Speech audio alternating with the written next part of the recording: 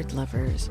Tamara Rockwood here from the evergreen shores of beautiful Bainbridge Island, home to our little powerhouse of poetry, Bainbridge Island Press. You've stumbled into POETICS, where we are cracking open the treasure chest of verse and letting the magic spill out.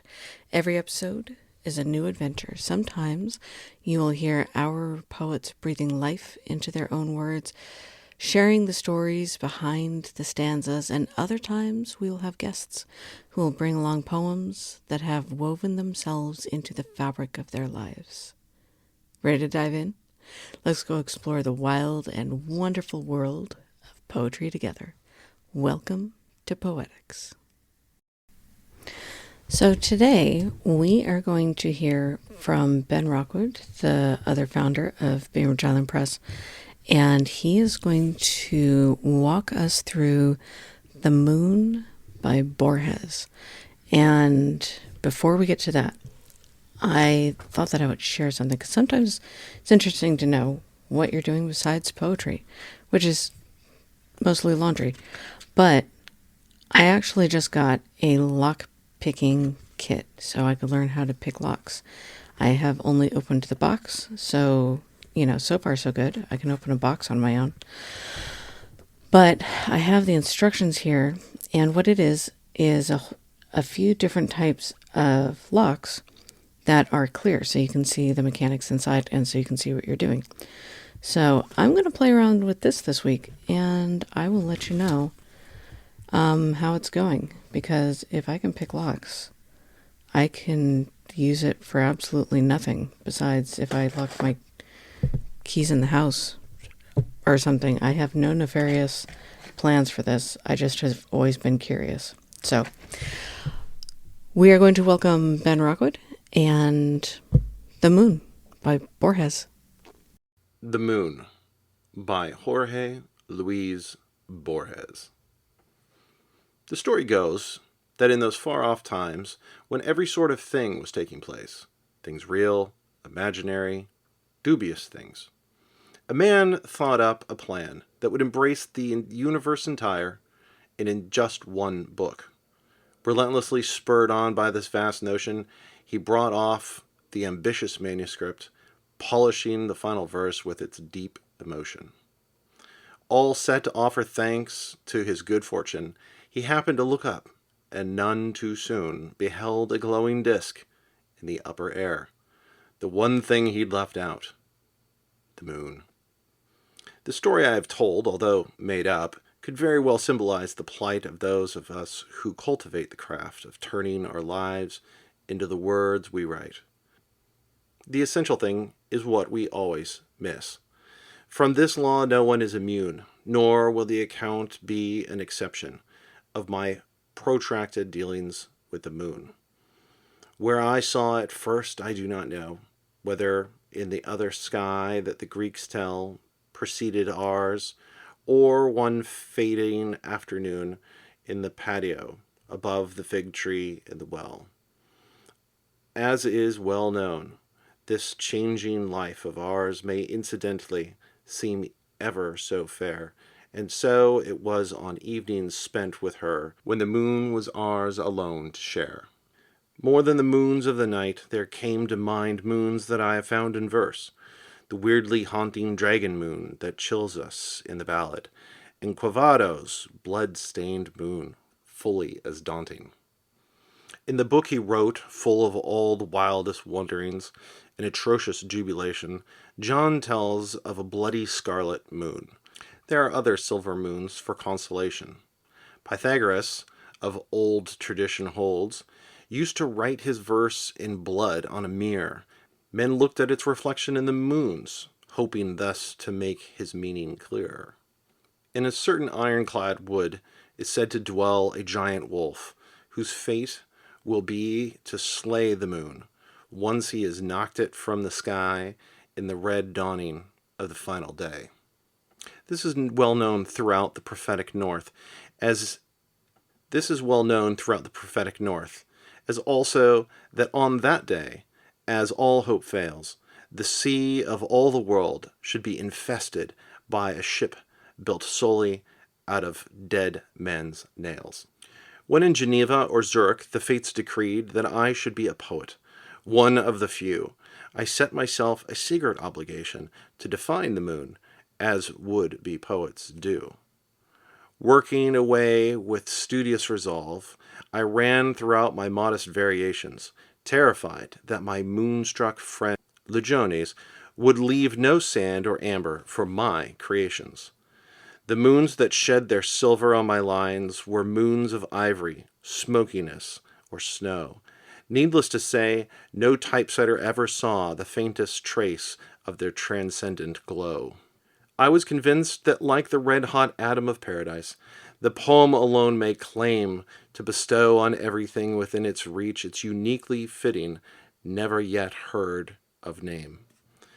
Aristo holds that in the fickle moon dwell dreams that slither throughout our fingers here, all time that's lost, all things that might have been, or might not have. No difference, it would appear. Apollodorus let me glimpse the threefold shape Diana's magic shadow may assume.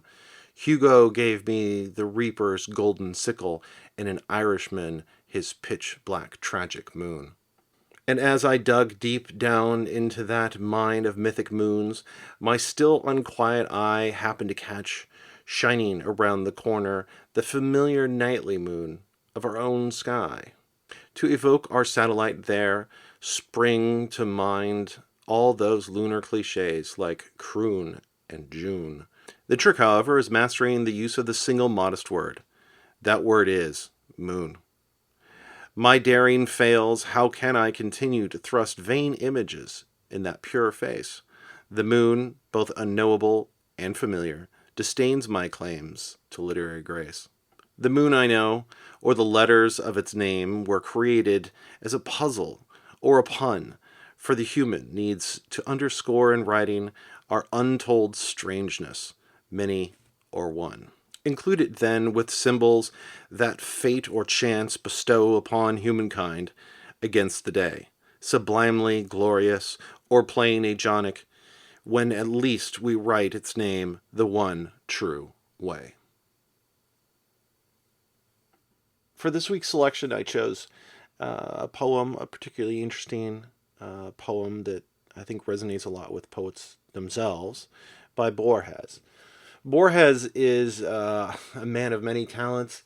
His primary claim to fame really as a short story writer. If you've never encountered his work before, I highly recommend it. He's an incredible voice in the proud history, the short proud history of both postmodern literature and magical realism, which are both highly correlated, but fantastic short stories. The Library of Babel being one, The Garden of Forking Paths, The Olive, Borges and I, Labyrinth. The list goes on and on and on. Incredible storyteller, vivid. But I think what you also see in his short story writing is a certain poetic sensibility. There's a rhythm to both the story and to the prose itself. And I've often found that some of the prose writers that excite me the most on deeper inspection turn out to actually be poets, or at least to have a history in writing poetry. A while back, Penguin released 3 books.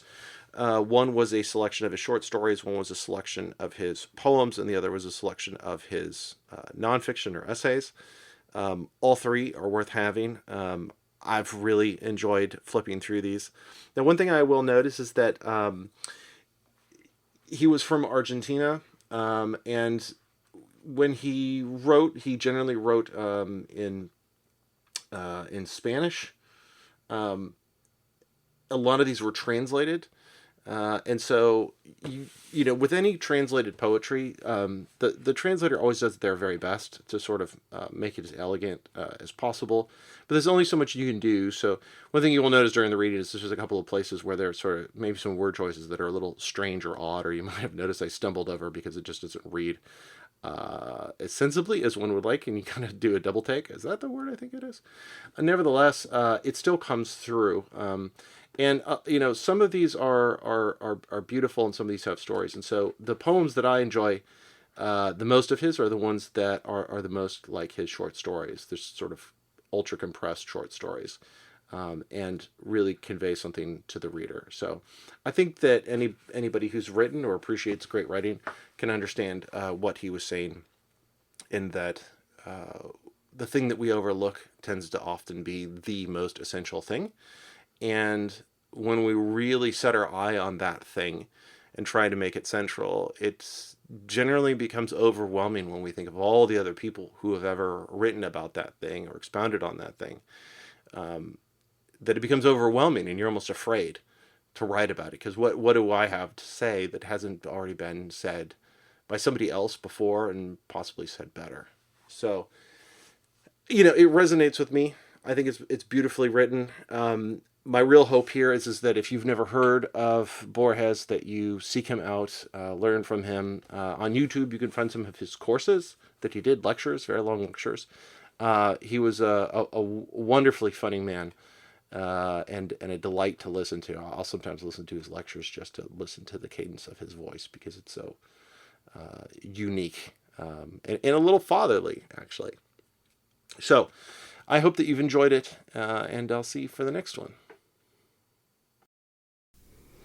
All right, party people. That is it for today. Thank you so much for Ben Rockwood for walking us through Borges. And it's fascinating and interesting. And honestly, we've had so many talks about his work in numerous details in front of the fire. And he's always a favorite of our house. So if you have enjoyed diving into the world of verse with us, please join us next time. We've got more poets to meet, more poems to explore, and more literary adventures to share. So until then, keep reading, keep writing, and keep poetry close to your heart. Thank you for joining Poetics Podcast, where we bring poetry to life, one verse at a time.